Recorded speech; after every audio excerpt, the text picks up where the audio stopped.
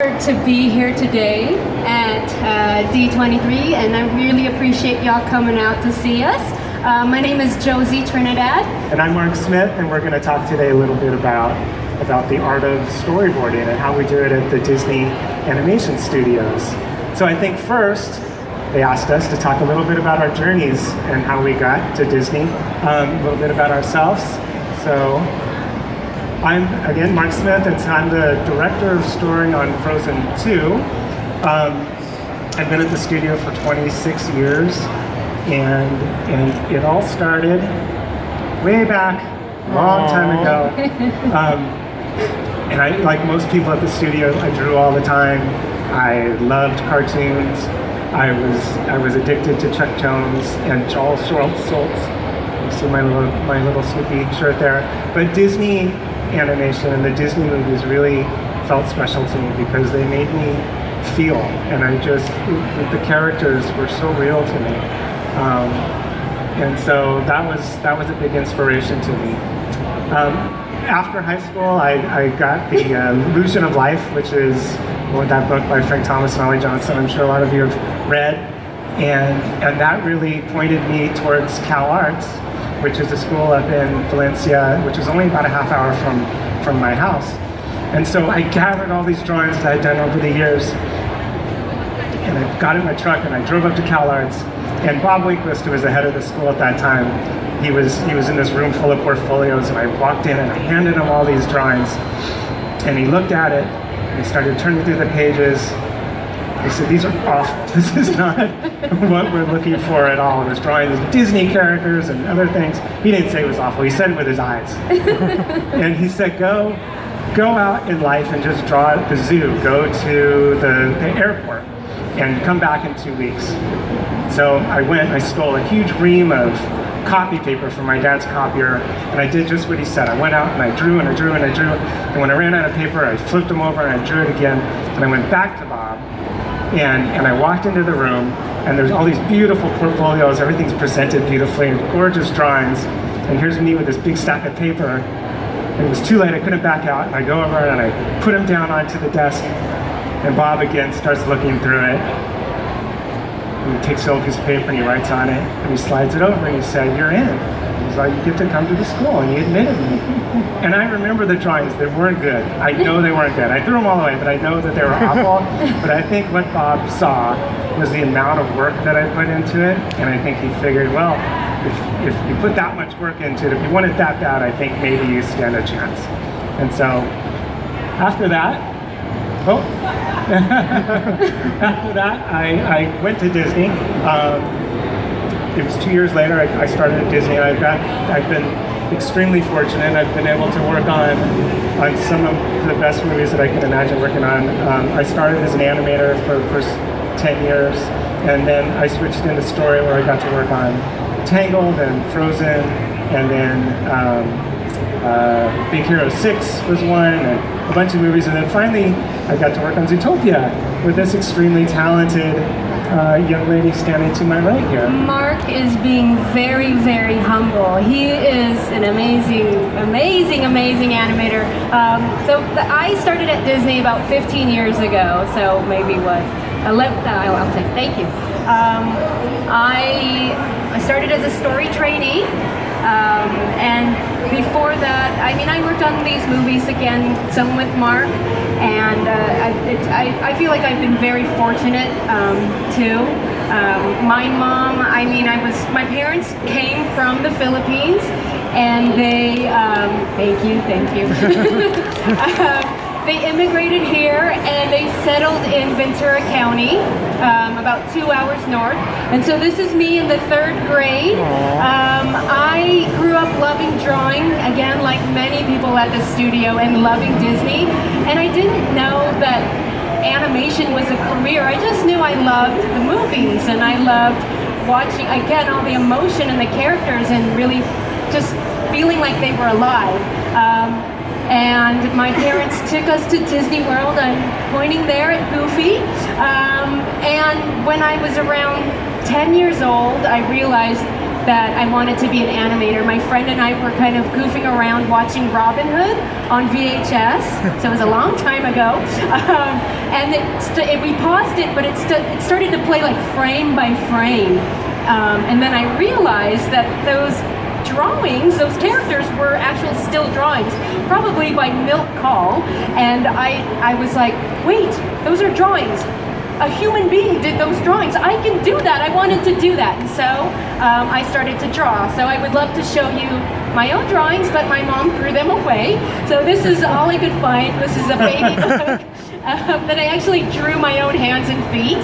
And because I was the third child, the youngest child, and I think my mom, she did not fill out anything in this baby book. I actually did this myself when I was 5 years old. So I guess I knew I was bound to be a story artist.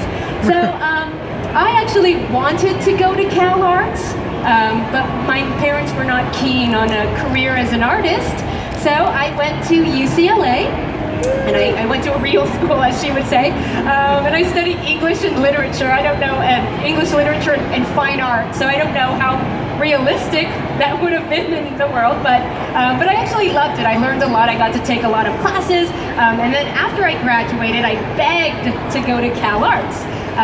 So they let me, and Marc was an animation teacher at the time, and I'm telling you, he is amazing. But it's at Cal Arts that I discovered that I was no animator. I was really not very good. There were kids who just had a natural ability, and I was not one of them. I struggled. I could do the bouncing ball, but I couldn't do this flag cycle of a waving flag. And that was our second assignment, and I was like, I'm doomed. I had put everything to go to Cal Arts, and now I was like, what am I gonna do? But I stuck to my guns, and I graduated, and then I couldn't find a job. And so I went back home, and my parents were like, we told you, look, you wanted to go. And so I found a job at MGA Entertainment, which is a toy company, and I got to draw the packaging art for the Bratz dolls, which I'm very proud because I improved my drawing skills, and I was getting paid to draw, and I didn't have to, I was like, I'll pay my loans off of this. And so eventually, Disney had a story internship that opened up, and I was lucky enough to apply. I was one of hundreds of applicants, and they chose 32 to give story tests to, and I was one of those, and then they narrowed it down to 8 candidates, and I was the only woman, and this was about 15 years ago, and there were only 2 women in the story department. But right now it's so much better and changed. It's so diverse, and it's really, really wonderful. So now I work today at Disney Animation Studios, and we are doing a process that has been so important to Disney for so many years. So I'm gonna hand it off to you. I remember her drawings. They weren't bad. She can animate. They're not. Her drawings were full of life, and that's the key to all of this stuff, is Very kind. if you can believe the character's thinking. So storyboarding is a process that started in the 30s. It started at the Walt Disney Studios, and it was a quick way for the artists to get their ideas up quick and see if the plot was going to work and if the characters were feeling real. And again, it goes back to, I think you can read scripts and you can talk about scenes for days, but until you actually see it and see it played with the acting and the timing, that's the first time that you have the opportunity to really start to feel if it's going to work or not. So I think we're going to go through a couple of our storyboard scenes. Yes, here. yes. Yes, we get to work. This is a drawing by Norm LeMay of our studio. So this story process continues today.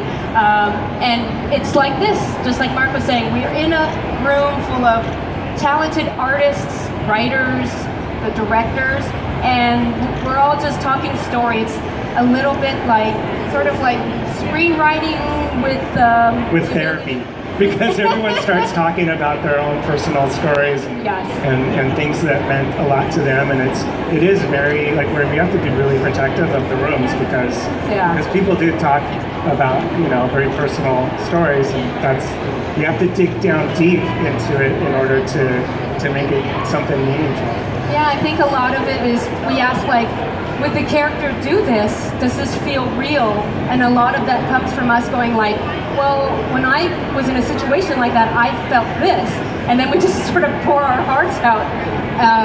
And that's how I think we imbue the characters with, I guess, a real feeling, I guess. And that's why it's so important that I think the studio's gone a long way of adding more women and more people from different backgrounds and cultures.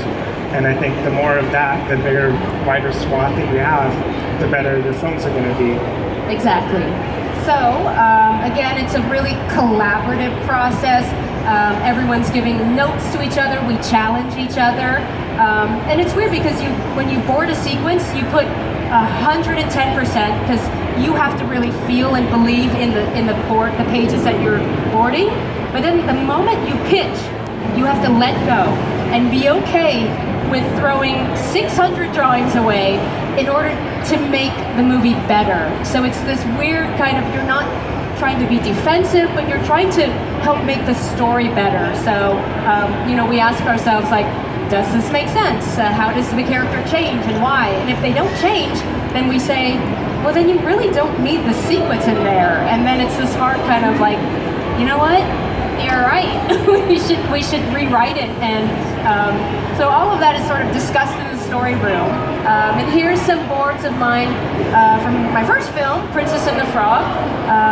And I remember when I was issued this sequence, I was terrified because this was the first movie, feature film that I was boarding on. I was working with Ron Clements and John Musker, who were my childhood heroes, who worked on The Little Mermaid. And I was given the introduction of the movie, and I was just terrified.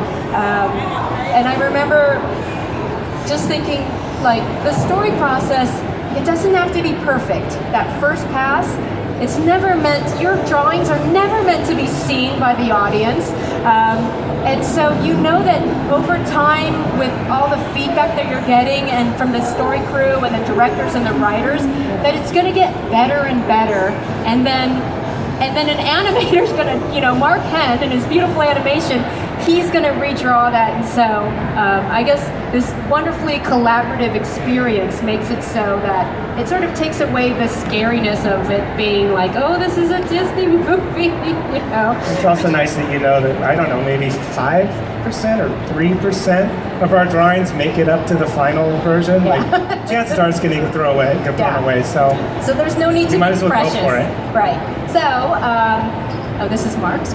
Oh, yeah, these are some boards. These are some boards of the first boards that we did on Frozen 2. And this is, I think, what ended up becoming the teaser trailer that we sent out. But this really was, like, we weren't even sure how exactly this fit into the film at the time. We had just taken this amazing research trip to Iceland, and we stood on a beach just like that beach, and the waves were just roaring. It was like, what would it be like if Elsa had to get out on the other side of those waves? And that really was sort of the impetus for this whole thing. Over the course of the movie, it changed and found its way sort of into the film, but those are some of the first drawings. Okay, so now I'm gonna pitch to you, which we're gonna pretend like we're in a story room. I'm gonna pitch you a sequence, okay? I'm gonna get up, because I can't see it. So I'll set this up. This is actually from Zootopia. This is when Hopps comes, she's had a really bad day at work, her first day, where she's found out she's a meter maid.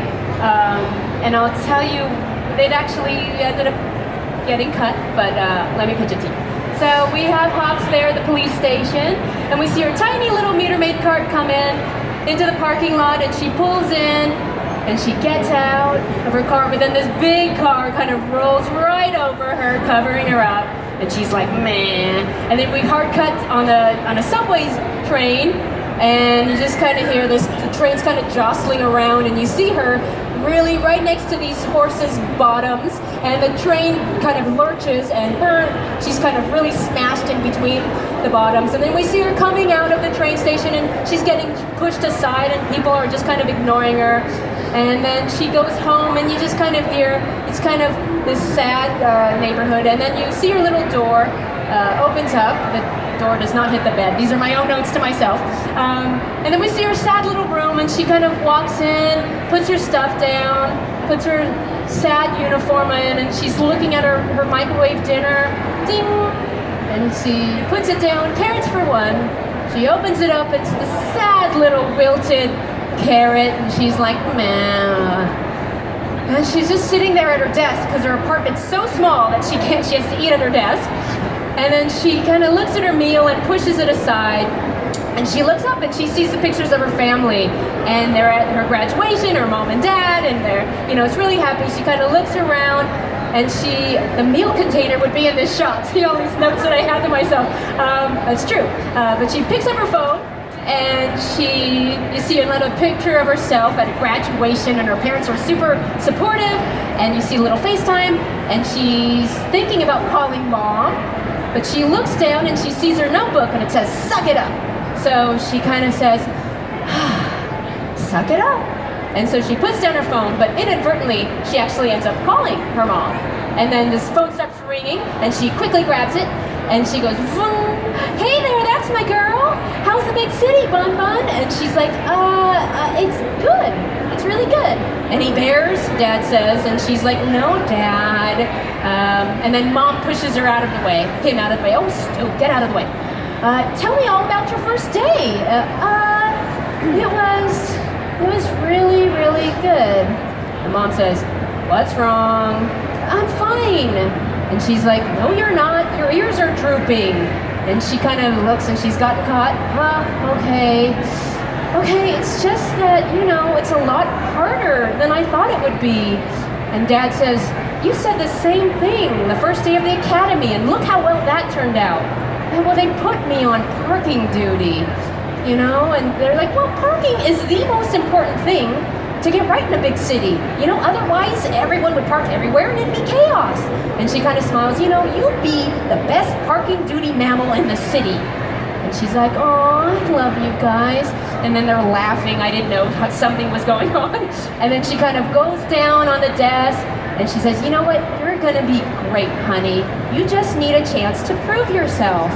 And then Dad says, keep that bear taser under your pillow. I love you. I love you guys too. And then Mom kisses the actual phone, and then they click off. And then Judy's got tears in her eyes, and she wipes them away, and then you cut later, and she's in bed with her stuffed animals, and she grabs her favorite stuffed animal that has this little sticker that a cop had given her. This is an old version. And she kind of gives it a little caress there and says, I just need one more chance. And then you were out. So that was okay. It wasn't horrible. But it didn't make it into the movie, right? That was not what we ended up seeing, because while I liked it a lot, because I related to that sequence because I'd studied abroad in England, and I remember feeling very homesick. So I basically boarded that. And the worst thing that everyone said, everyone really loved it, but there was the kiss of death in Story. There was no conflict. And when there's no conflict, she just got a buck up from her parents, and everyone was on her side, that it kind of did this weird lull in the movie at the very beginning of our movie. And we were like, wait, why does that feel really out of place?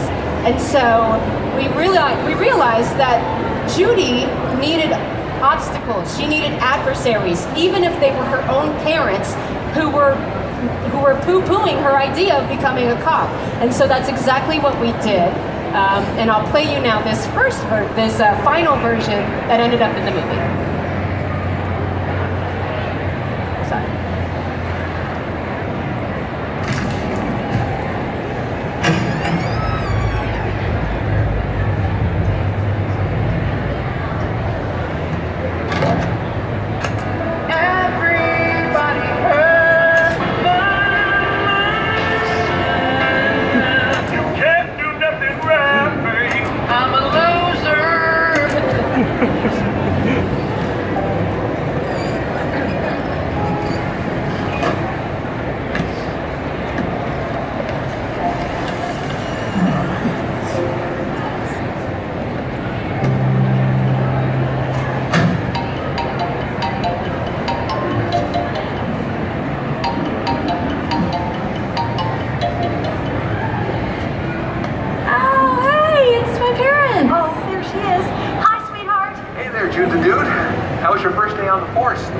It was real great. Yeah? Everything you ever hoped? Absolutely. And more. Everyone's so nice, and I feel like I'm really making a difference. Wait a second. Holy crap, Bonnie, look at that. Oh, my sweet Ellen. Judy, are you a meter maid?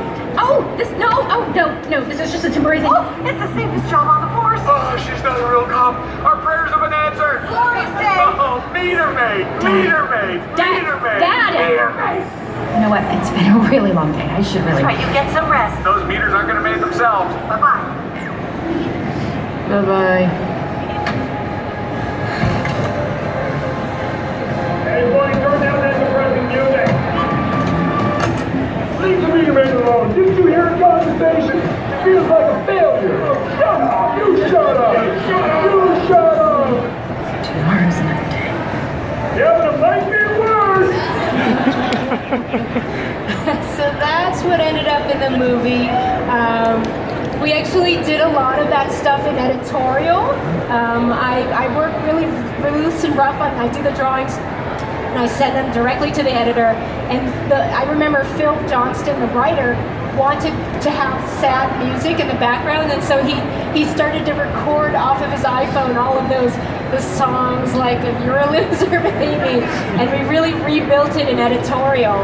It's much funnier, more entertaining, and definitely more on point story-wise. So that's why it ended up in the film. So now I'm gonna give this to Marc.